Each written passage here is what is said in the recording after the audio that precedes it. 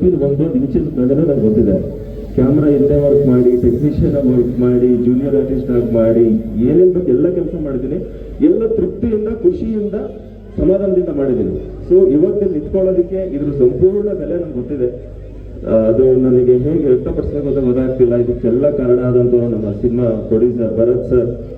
ಅಷ್ಟು ಜನ ಕೂತಿರೋ ಚೇರಿಂದ ಹಿಡಿದು ನಾನು ನಿಂತಿರೋ ವೇದಿಕೆ ತನಕನೂ ಇದ್ರ ಹಿಂದೆ ಇರೋ ಶಕ್ತಿ, ಆ ವ್ಯಕ್ತಿ ಹೆಸರು ಭರತ್ ವಿಜಯ್. ಸೊ ಅವರಿಗೆಷ್ಟು ನಾನು ಆಭಾರಿ ಆಗಿದ್ರು ಸಾರಲ್ಲ. ಒಂದು ಬ್ಯಾಗ್ ಹಾಕೊಂಡು ಬೆಂಗಳೂರಿಗೆ ಬಂದಿದ್ದು ನಾನು, ಏನೋ ಮಾಡ್ತಿದ್ದೀನಿ ಅಂತ. ಓದಿದ್ದು BBM, ಏನೋ ಆಕ್ಟಿಂಗ್ ಕಡೆ ಅದು ನನ್ನ ಡೆಸ್ಟಿನಿ ಕರ್ಕೊಂಡ್ಬಂದಿದ್ದು ನಾನು. ಬಂದ್ಮೇಲೆ ನನಗೆ ಬಣ್ಣ ಹಚ್ಚಿ ನನಗೆ ಕೈ ಹಿಡಿದು ಕಲಾವಿದನಾಗಿ ಮಾಡಿದ್ದು ಬೆನಕ. ಅದಕ್ಕೂ ಮುಂಚೆ ಆಳ್ವಾಸ್ ಪ್ರತಿಭೆ. ನಾನು ಒಂದು ಚಿಕ್ಕಿದ್ರೆ ಅಂತ ಹೇಳ್ತೀವಿ, ನನ್ನ ಆಳ್ವಾಸ್ ಫ್ರೆಂಡ್ಸ್ ಬಂದಿದ್ದಾರೆ. ಆಳ್ವಾಸ ಒಂದು ಲೈನ್ ಡ್ಯಾನ್ಸ್ ಮಾಡ್ತಿದ್ದೆ. ಆ ಲೈನ್ ಡ್ಯಾನ್ಸ್ ಫುಲ್ ಮುಖ ಎಲ್ಲ ಕವರ್ ಆಗಿರೋದು, ಇಷ್ಟೇ ಕಾಣುತ್ತೆ ಕಾಲು. ನಾನು ಕಾಲಲ್ಲಿ ಯಾವಾಗ ಕೊಳ್ಕೊಂಡು ಹೋಗ್ತಿದ್ದೆ. ಅಂದ್ರೆ ಬೇರೆ ಊರಿಗೆ ಹೋದಾಗ ಪೋಸ್ಟರ್ ಹಾಕಿರೋರು ಎಲ್ಲ ಪರ್ಫಾರ್ಮೆನ್ಸ್, ಅದ್ರಲ್ಲಿ ಸಿಂಹದ ಮುಖ ಈ ಕಾಲು ನಂದು. ನನ್ಗೆ ಇಷ್ಟು ಕಾಲು ಸ್ಟೇಜ್ ಮೇಲೆ ಕಾಣುತ್ತೆ ಅನ್ನೋ ಕಾರಣಕ್ಕೆ ಐ ವಾಸ್ ಸೋ ಕಾನ್ಶಿಯಸ್. ನನ್ನ ಕಾಲು ಕಾಣುತ್ತಲ್ಲ ಸ್ಟೇಜ್ ಮೇಲೆ. ಇವತ್ತು ಇಷ್ಟು ದೊಡ್ಡ ಜನ, ಇಷ್ಟು ದೊಡ್ಡ ವೇದಿಕೆ, ಅನುಷ್ಠಾನ ಪಕ್ಕದಲ್ಲಿ ಇದ್ಬಿಟ್ಟು ನಾನು ಒಂದು ಹೀರೋ ಆಗಿ ಒಂದು ಸಿನಿಮಾದ ಬಗ್ಗೆ ಮಾತಾಡ್ತಿದ್ದೀನಿ ಅಂದ್ರೆ ಅದು ನನ್ನ ತಂದೆ ತಾಯಿ ಕೊಟ್ಟಂತ ನನಗೆ ಒಂದು ಭಿಕ್ಷೆ, ಅವ್ರು ಕಳಿಸಂತ ಒಂದು ಕಲ್ಚರ್. ನನ್ನ ಇಡೀ ನೂರಾರು ಜನರು ಹುಟ್ಟಾಗ್ತಂತ ಕಲಾವಿದರ ಕುಟುಂಬ ನಮ್ದು. ನಮ್ಮ ಚಿಕ್ಕಪ್ಪ ಶ್ರೀಧರ್ ಸಾಗರ್ ಸ್ಯಾಕ್ಸೋನ್ ರಿಕಾರ್ಡ್ ಕೂತಿದ್ದಾರೆ. ನಮ್ಮ ತಂದೆ ನೂರಾರು ಜನ ಕಲಾವಿದರನ್ನ ಹುಟ್ಟಿಸಿ ವೇದಿಕೆ ಹಚ್ಚಿದವರು. ಇವತ್ತು ಅವರು ನೊಟ್ಟಿಗಿಲ್ಲ, ಬಟ್ ಅಲ್ಲಿದ್ದಾರೆ. ಅಮ್ಮ ಬರಬೇಕಿತ್ತು, ಕಾರಣಾಂತರ ಅಮ್ಮ ಬರಕ್ಕೆ ಆಗಿಲ್ಲ. ಆದರೂ ಏನ್ ಹೇಳಲಿಕ್ಕೆ, ನನಗೆ ತುಂಬಾ ಮಾತಾಡ್ತಿದೆ. ಇನ್ನೂ ತುಂಬಾ ಮತ್ತೆ ಮತ್ತೆ ಬರ್ತೀನಿ, ಮಾತಾಡ್ತೀನಿ, ಮಾತುಗಳು ಬರ್ತಾ ಇಲ್ಲ. ಅದನ್ನ ಎಕ್ಸಾಕ್ಟ್ ಹೆಂಗಿದೆಯೋ ಅದನ್ನ ಹಂಗೆ ತಂದು ನಮ್ಮ ಡೈರೆಕ್ಟರ್ ಜನಕ್ಕೆ ತೋರಿಸಿದ್ದಾರೆ. ಸೊ ನಮಗಿರೋ ಕಾನ್ಫಿಡೆನ್ಸ್ ಏನಂದ್ರೆ ಪ್ರತಿಯೊಬ್ಬರಿಗೂ ಕನೆಕ್ಟ್ ಆಗುತ್ತೆ. ಅಂಡ್ ಸ್ವಾತಿ ಅಮ್ಮ ಅಂದ್ರೆ ಅಮ್ಮನೇ ಅವರು. ನಮ್ಮ ಅಮ್ಮನೂ ಹಂಗೆ ಇದ್ದಾರೆ ನೋಡಕ್ಕೆ. ಸ್ವಾತಿ ಅಮ್ಮ ಒಟ್ಟಿಗೆ ಆಕ್ಟ್ ಮಾಡ್ತಾ ಎಲ್ಲೋ ಆಕ್ಟಿಂಗ್ ಅಂತ ಅನ್ಸ್ಲಿಲ್ಲ ಯಾವತ್ತು. ಸೊ ಅದು ಸಾಕ್ಷಾತ್ ತಾಯಿನೇ ಸ್ವಾತಿ ಅಮ್ಮನವರು. ಅವ್ರ ಪುಣ್ಯ ಅವರೊಟ್ಟಿಗೆ ಮಾಡಿದ್ದು. ಸಿನಿಮಾದ ಬಗ್ಗೆ ಹೇಳಬೇಕು ಅಂದ್ರೆ ಎಲ್ಲೂ ನಾವು ಅದನ್ನ ಒಂದು ಟ್ರ್ಯಾಕ್ ತಪ್ಪದೇ ಇರೋ ತರ ಇವಾಗಿನ ಏನ್ ಫೇಸ್ ಮಾಡ್ತಿದ್ದೀವಿ ನಾವು ಎಲ್ಲರೂ ಲೈಫಲ್ಲಿ ಏನ್ ನಡೆಯುತ್ತೆ ನಾರ್ಮಲ್ ಆಗಿ, ಅದನ್ನ ಒಂದು ಚಿಕ್ಕ ಚಿಕ್ಕ ಡೈವರ್ಷನ್ಗಳು ಲೈಫ್ ಎಲ್ಲೋ ಹೊಟ್ಟೋಗ್ಬಿಡುತ್ತೆ. Small corrections bring back to the success. So ಸಕ್ಸಸ್ಸಿಗೆ ಹೇಗೆ ನಮ್ಮ ಲೈಫ್ನ ಕರೆಕ್ಟ್ ಮಾಡ್ಕೊಬೇಕು, ಏನೇನು ತಪ್ಪು ಮಾಡಿರ್ತೀವಿ. ಸೊ ಅದನ್ನ ಸಿನಿಮಾದಲ್ಲಿ ತುಂಬಾ ಚೆನ್ನಾಗಿ ತೋರಿಸಿದ್ದಾರೆ. ಬ್ಯೂಟಿಫುಲ್ ಆಗಿ 4 ಸಾಂಗ್ ಇದೆ. 4 ಸಾಂಗ್ ತುಂಬಾ ಚೆನ್ನಾಗಿ ರೆಸ್ಪಾನ್ಸ್ ಬರ್ತಿದೆ. ಅದ್ರಲ್ಲಿ ಇನ್ನೊಂದು ಖುಷಿ, ನನ್ನ best dearest friend Darshan Narayan ನನ್ನ ಸಿನಿಮಾದಲ್ಲಿ ಹಾಡಿದ್ದಾನೆ. That's a very best moment for me. So ಇಬ್ರು ಒಟ್ಟಿಗೆ ಸೈಕಲ್ ಹೊಡೆದಂತವ್ರು, ಇಬ್ರು ಬೆನಕ ತಂಡದವೇ. ಸೊ ಬೆನಕ ತಂಡದ ಪ್ರತಿಭೆಗಳು. Thank you Benaka, thank you Nagabharana sir for. ಅಂದ್ರೆ ನಾನು ಹೇಳ್ತಿದ್ದಂತ ನನ್ನಂತ ಸಾವಿರಾರು ಜನ ಕಲಾವಿದರು ಏನೋ ಮಾಡಬೇಕು ಅಂತ ಬರ್ತಾರೆ ಇಂಡಸ್ಟ್ರಿಗೆ, ಬಟ್ ರೂಟ್ ಸಿಗಲ್ಲ. ಅಂಥದ್ದಲ್ಲಿ ನಮ್ಮನ್ನ ಕೈ ಹಿಡಿದು ಎತ್ತಿ ನಿಲ್ಲಿಸಿ ಏನೋ ಒಂದು ಮಾಡಬಹುದು ನೀನು ಹೋಗು ಅನ್ನೋದಕ್ಕೆ ಕಾರಣ ನಾಗಭರಣ ಸರ್. ಅವ್ರು ಲೆಜೆಂಡ್ ಇನ್ಸೆಲ್ಫ್, ಬಟ್ ಯಾವತ್ತೂ ಲೆಜೆಂಡ್ ಹತ್ರ ಕಾಣಿಸ್ಲಿಲ್ಲ ಅವರು. ಅಷ್ಟು ಹಂಬಲ್ ಆಗಿ, ಪ್ರೀತಿಯಾಗಿ, ಮಕ್ಕಳ ತರ ಸಾಕಿ ಒಬ್ಬೊಬ್ಬನೇ ಬಿಡ್ತಾರೆ ಹೋಗಿ ನಾವು ಮಾಡಿ ಜೀವನದಲ್ಲಿ ಅಂತ. So we are grateful for Benaka for ever. Super. Vihaan, ನೀವು ಹೀರೋ ಅದು ಯಾಕೆ ಅಂದ್ರೆ ನಾನು ಚಿಕ್ಕ ವಯಸ್ಸಿಂದನೂ ಸ್ವಲ್ಪ ಹಾಗೆ ಸಣ್ಣ ಹ್ಯಾಂಡ್ಸಮ್ ಹೀರೋ ಹೀರೋ ಹೀರೋ ಅನ್ನೋರು. ಸೊ ನಾವೊಂದು ಹೈಸ್ಕೂಲ್ ಹೋಗೋ ಟೈಮಲ್ಲಿ ದರ್ಶನ್ ಸರ್ದಲ್ಲ ಹೋಗಿ super blockbuster star, Darshan ತರ ಬಂದ ನೋಡು, ದರ್ಶನ್ ತರ ಆಡ್ತಾರೆ ನೋಡು ಆಗ್ಲವರು. ಸೊ ಅದೊಂಥರ ನೋಡಿ ನೋಡಿ ನೋಡಿ ನೋಡಿ ಗೊತ್ತಿಲ್ಲೇನೋ we came back to the same industry, God's grace. Lovely. So Darshan sir ಅವರು ಇವರ ನೆಚ್ಚಿನ ಹೀರೋ. ಸೊ ಇವರು ಹೀರೋ ಆಗ್ಬೇಕಂತ ಇನ್ಸ್ಪೈರ್ ಮಾಡಿದಂತ ಹೀರೋ, ನಮ್ಮ ಸೆಲೆಬ್ರಿಟಿಗಳ ಸೆಲೆಬ್ರಿಟಿ ಡಿ ಬಾಸ್ ದರ್ಶನ್ ಸರ್ಗೆ ಬರಲಿ ಒಂದು ದೊಡ್ಡ ಚಪ್ಪಾಳೆ. ಅಂಡ್ ಐ ಆಮ್ ಶ್ಯೂರ್ ಅವರ ಬೆಸ್ಟ್ ವಿಶಸ್, ಅವರ ಬ್ಲೆಸ್ಸಿಂಗ್ಸ್ ನಿಮ್ಮ ಜೊತೆ ಇದ್ದೇ ಇರುತ್ತೆ.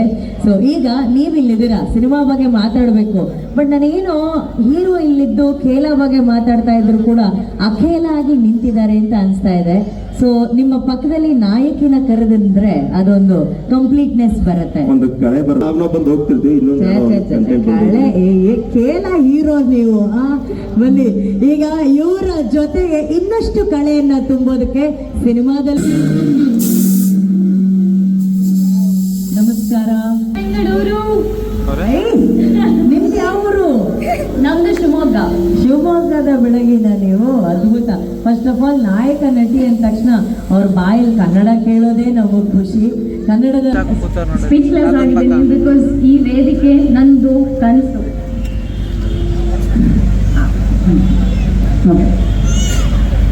ಈ ವೆದರಲ್ಲಿ, ಈ ಚಳಿಯಲ್ಲಿ ನೀವೆಲ್ಲ ಬಂದು ನಮ್ಮ ಟೀಮಿಗೆ ಆಶೀರ್ವಾದ ಮಾಡ್ತಾ ಇದ್ದೀರಾ ಅಂದರೆ ನೀವು ದೊಡ್ಡ ಮನೆ ಮಕ್ಕಳು.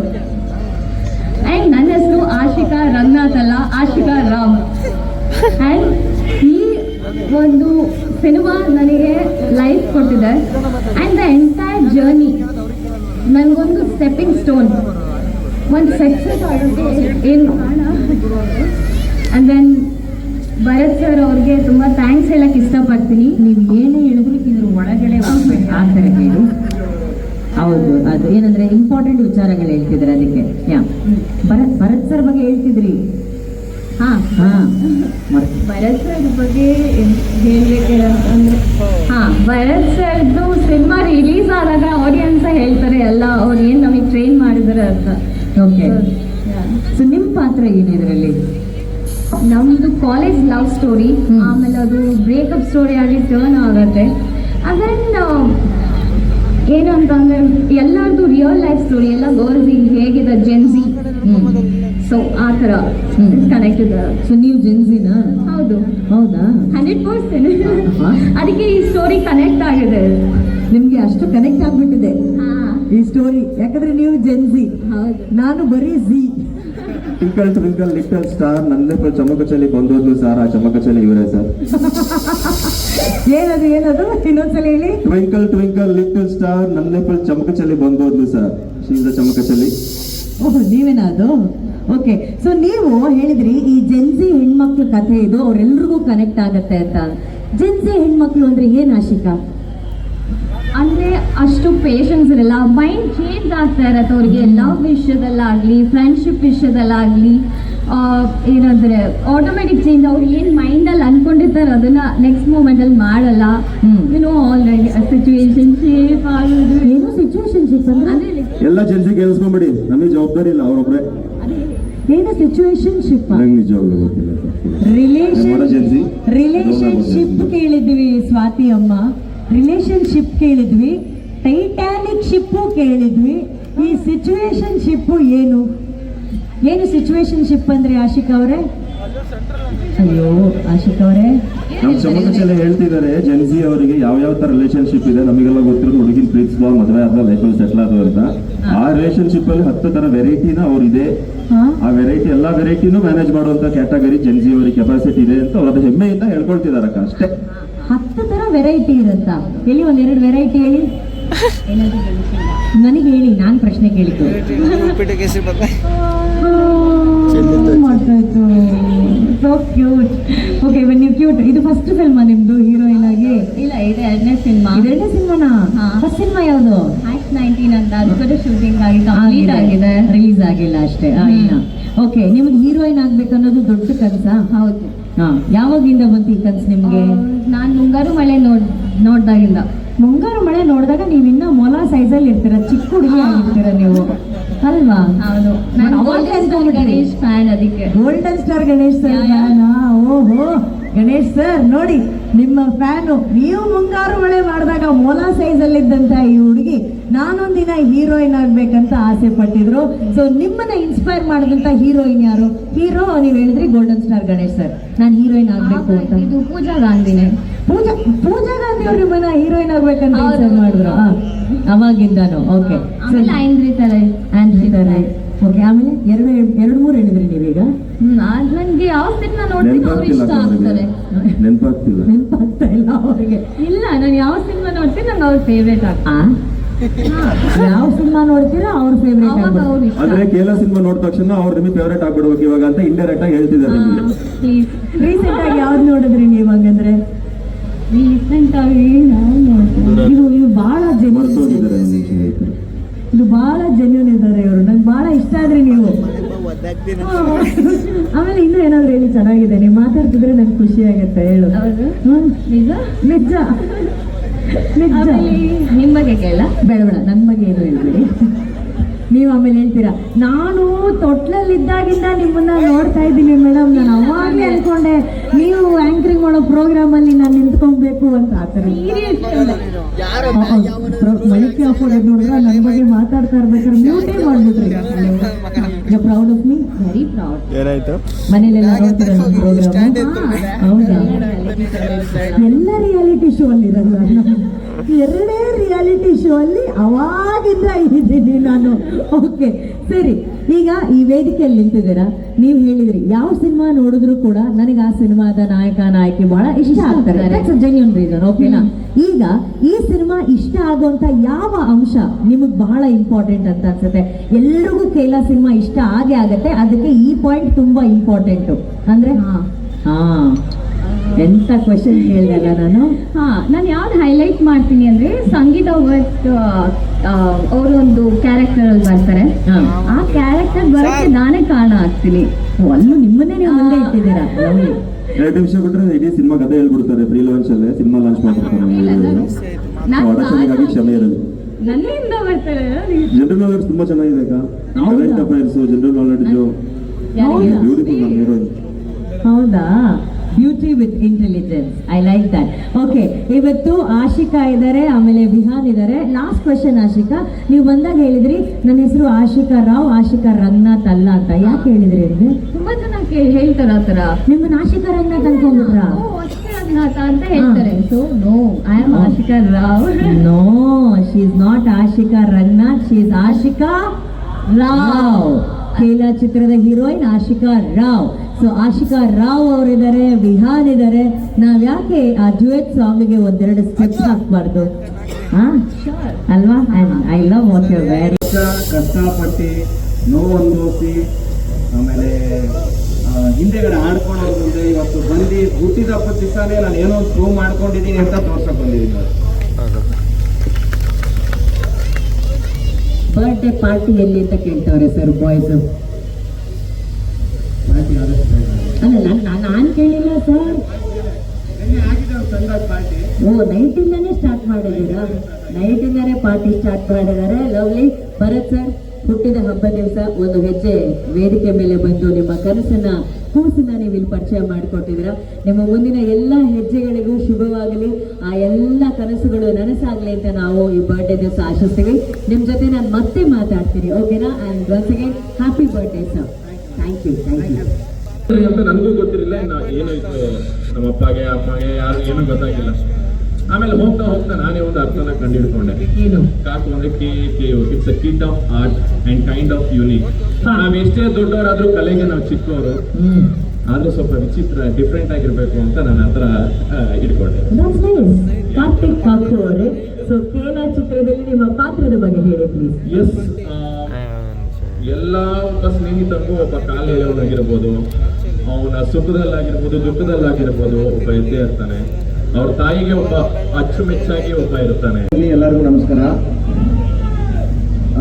ಸ್ವಾತಿ ಮ್ಯಾಮ್ ಬಗ್ಗೆ ಸ್ಟಾರ್ಟ್ ಮಾಡ್ತೀನಿ.